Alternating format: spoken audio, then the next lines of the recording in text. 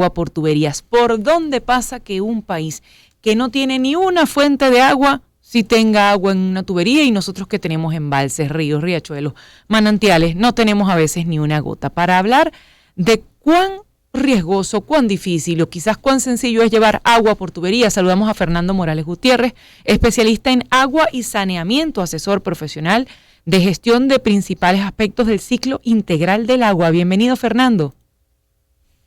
Bienvenido, un gusto.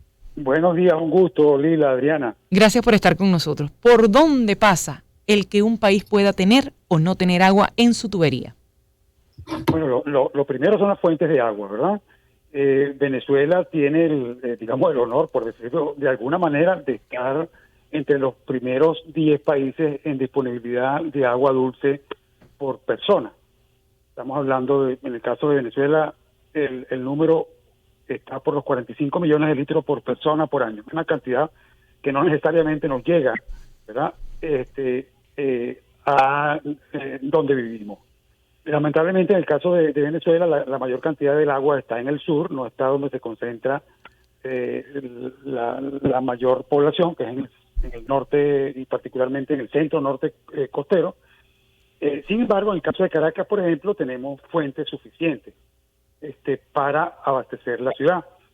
Pero eso no es suficiente, porque el agua hay que bombearla desde el sitio donde se encuentra. En el caso de Caracas son aguas superficiales que se encuentran en embalses, muy alejados de la capital y a una diferencia de altura significativa, unos 700, 800 metros de diferencia de altura con respecto a la capital, y ya eso solamente significa un reto, ¿no? Es decir, traer agua, por ejemplo, desde Camatagua, desde donde viene el 70% del agua que se consume en Caracas, significa bombearla más de 100 kilómetros y elevarla a una diferencia de altura de más de 700 metros. Eso no se puede hacer en una sola etapa, sino que hay que bombear y tener estaciones de rebombeo hasta llegar a la capital. Antes de ser consumida, el agua debe ser tratada. Entonces, tenemos también otro requisito adicional, que es el tratamiento del agua, que básicamente consiste de dos procesos: la clarificación, que es para quitarle la turbidez, y la desinfección, para garantizar que esté microbiológicamente pura y que además contenga una concentración pequeña de desinfectante residual, generalmente cloro, como el caso de Venezuela, para garantizar que no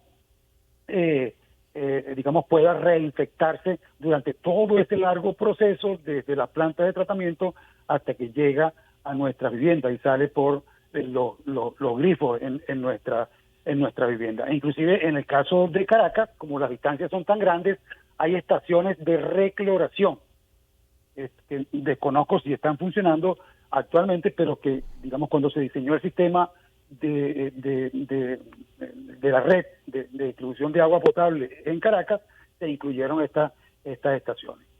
Entonces, es extraordinariamente complejo para una ciudad como Caracas tener agua por tubería de manera permanente. Además, el crecimiento, es decir, para que exista agua de manera programada, la ciudad tiene que haber crecido de manera organizada, y eso, como sabemos, no es así.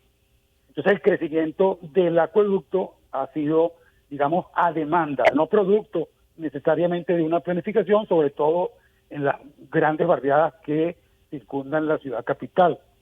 De tal manera que resulta muy, muy difícil garantizar que el agua llegue, digamos, por tubería de manera permanente.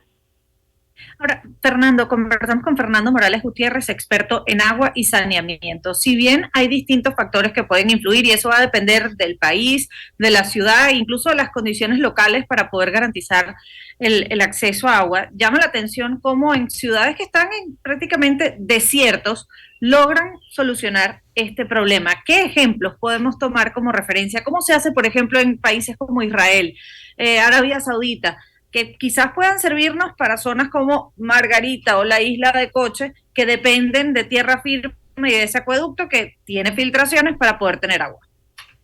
Bueno, vamos quizás a empezar por un país que no es de primer mundo como Ecuador, ¿no? El cual conozco un poco. Allá hay, digamos, la capital, Quito, y una ciudad muy importante de Ecuador, que es Cuenca, tiene un servicio envidiable de agua. Por ejemplo, Agua de Quito tiene una certificación ISO 9000, es decir, sus procesos están certificados. La calidad del agua y las condiciones de suministro se publican en una página web, ¿no? Entonces, ahora, ¿cómo se hace eso? Eso se hace con ingeniería y con planificación. Independientemente de la cantidad de agua que tenga disponible, si los procesos se diseñan de manera apropiada, se recuperan los costos para poder realizar el mantenimiento y la inversión a lo largo del tiempo de servicio, ¿verdad? Y debido al envejecimiento del acueducto y los sistemas de tratamiento, si todo eso se hace bien, pues garantizamos tener agua. En el caso de ciudades, digamos, costeras o desiertos o islas en el Caribe, se puede desalinizar el agua, ¿no? Es decir, la fuente que representa pues los océanos, el mar, digamos, hasta cierto punto infinita, pero tiene un alto contenido de sal. Pero esa sal puede, digamos, quitarse del agua por procesos de desalinización. No tenemos que ir tan lejos. Tenemos Curazao y Aruba, ¿verdad? Curazao y Aruba se surten completamente de agua potable por desalinización del agua de mar. En el caso de Curazao es un proceso por destilación que utiliza calor, ¿verdad?, para evaporar el agua y destilarla y dejar la sal atrás. Y en el caso de Aruba es un proceso que se denomina ósmosis inversa, que es el paso a presión a través de una membrana que excluye la sal y produce agua potable. Es más, en el caso, por ejemplo, de Los Roques, en el Gran Roque, ¿verdad?, del archipiélago de Los Roques, hay dos plantas de desalinización, una que es por destilación a presión reducida, es una turbina, ¿verdad?, que reduce la presión y permite destilar agua con menor consumo energético, y hay una planta un poco más nueva también de ósmosis inversa. Entonces son procesos conocidos, es decir, el problema para generar agua potable no es tecnológico, porque las tecnologías existen, ¿no? Aquí estamos hablando de, digamos, para que eso funcione de manera adecuada, tiene que haber una gestión adecuada, y eso significa ingeniería, políticas públicas apropiadas, recuperación de los costos, mantenimiento, etcétera. Señor Fernando Morales, quien es nuestro invitado, le voy a leer el siguiente titular. Emergencia hídrica. Uruguay vive la peor crisis de agua en décadas. El 31 de mayo, las calles de la capital uruguaya vivieron una manifestación que pareciera de ciencia ficción. Los habitantes salieron a reclamar agua potable. Debido a la falta de lluvias, el gobierno decidió tomar agua del Río de la Plata para suministrar el urbano suroeste del país, una acción que pone en peligro la salud de los habitantes. Este tema, el de que haya pocas lluvias en algunas zonas, está poniendo en riesgo naciones como Uruguay, o también es el caso de falta de planificación, en caso de que usted haya podido estudiar este caso. Bueno, no conozco el caso de Uruguay, pero te puedo mencionar el caso de la cuenca del lago de Valencia, que lo tenemos aquí mismo, ¿no? En la cuenca del lago de Valencia viven entre 4 y 5 millones de personas, y el agua proviene de un embalse que se llama Pao Cachinche, que está fuera de la cuenca del lago de Valencia, pero que recibe aguas, digamos, no tratadas o tratadas inapropiadamente, que son producto de las descargas de aguas negras, de aguas servidas, de la cuenca del lago de Valencia. Así que es una calidad de agua como materia prima, ¿verdad?, muy probablemente bastante peor que la que por emergencia están utilizando, según esa noticia, en Uruguay. Y acá la utilizamos de manera permanente, ¿no? Entonces, digamos que si hiciéramos el símil, pues las poblaciones de Valencia, Maracay y Cagua, que llevan años protestando, digamos, estarían viviendo una emergencia permanente. El tema de la disponibilidad de agua para consumo humano va a ser cada vez más importante por muchas razones. El crecimiento poblacional por un lado, las necesidades de producción de alimentos que demandan agua. De hecho,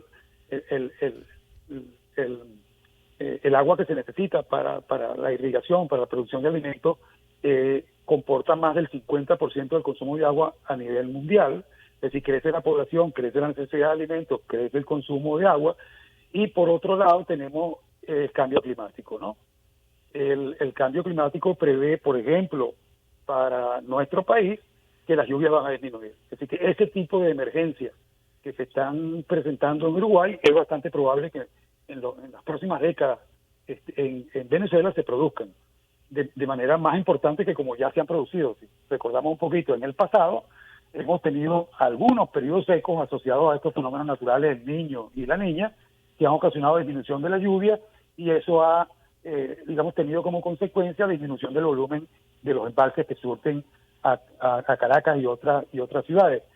Si eso se hace recurrente, pues entonces pasaríamos a estar en una situación de emergencia. Entonces, cuando hablamos de ingeniería y hablamos de gestión, no solamente es el corto plazo, sino también el mediano y el largo plazo. ¿Qué pasaría con una ciudad como Caracas si nosotros tenemos periodos de sequía relativamente largos?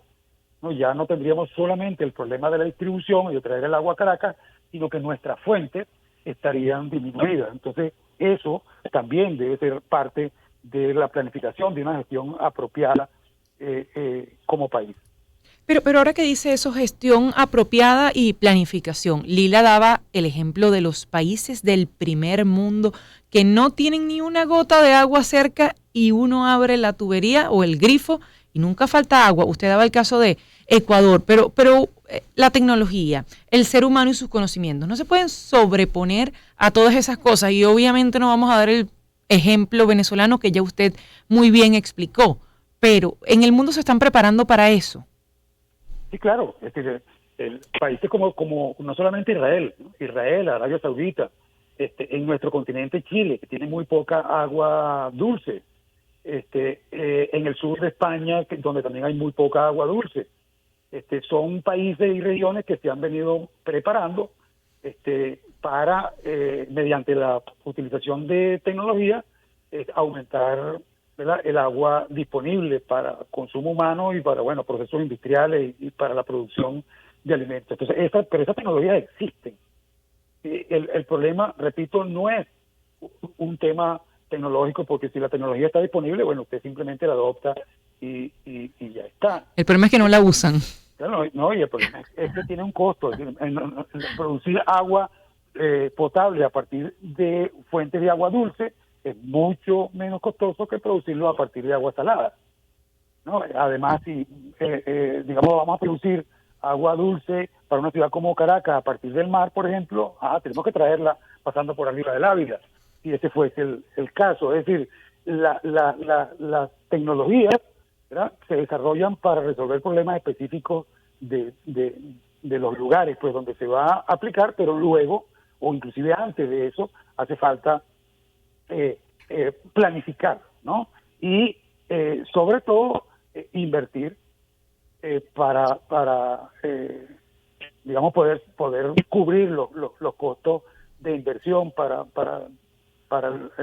comenzar a producir el agua, pero también luego recuperar los costos, y eso de alguna manera o lo pagan los usuarios, es decir, nosotros, ¿verdad?, parcial o totalmente, y si el pago es parcial, pues eso tiene que salir del Estado en forma de un subsidio, ¿no? Y bueno, ese es uno de los problemas que nosotros tenemos en países como Venezuela. Es decir, por ejemplo, mucha gente se ha quejado de que han aumentado la tarifa del consumo por el consumo de agua en ciudades como Caracas, y sin embargo, cuando vemos la tarifa, yo estoy seguro, porque hemos, digamos, sacado algunas cuentas, algunas cifras, que ese costo todavía no alcanza a cubrir lo que es la producción y tratamiento y distribución del agua que viene a Caracas. Pero por otra parte, pues mucha gente no tiene la capacidad de pagarlo, ¿no? Entonces, ahí es donde radica el problema. Así, ¿cómo lograr ese equilibrio entre entre la tecnología, el financiamiento y la recuperación de los costos, de tal manera que la población pueda contribuir y servirse, pues, de esa provisión de agua segura, permanente, a través de la tubería, que es lo que todos queremos, ¿no? Por otra parte, yo no quisiera terminar sin señalar un aspecto importante. En países como Alemania, por ejemplo, el consumo de agua está por debajo de los 100 litros por persona por día, mientras que una ciudad como Caracas está por arriba de 200, ¿no? Entonces, no es solamente el tema tecnológico, sino que la gestión también incluye la educación para que la población disminuya y haga un uso racional del consumo del agua. Y eso, por supuesto, también tiene que ver con las tarifas, ¿no? Cuando tenemos una tarifa alta, vamos a cuidar el agua. Si el agua no nos cuesta mucho, pues la usaremos a discreción. Profesor Morales, muchísimas gracias por haber estado con nosotros. Fernando Morales Gutiérrez, especialista en agua y que han tenido hoy la gentileza de estar en Zona Éxitos dando cuenta de cómo llevar agua por tuberías. Fernando Morales es especialista en saneamiento, asesor profesional de gestión de los principales aspectos del ciclo integral del agua. 9:40, escuchamos publicidad a esta hora. Les hablamos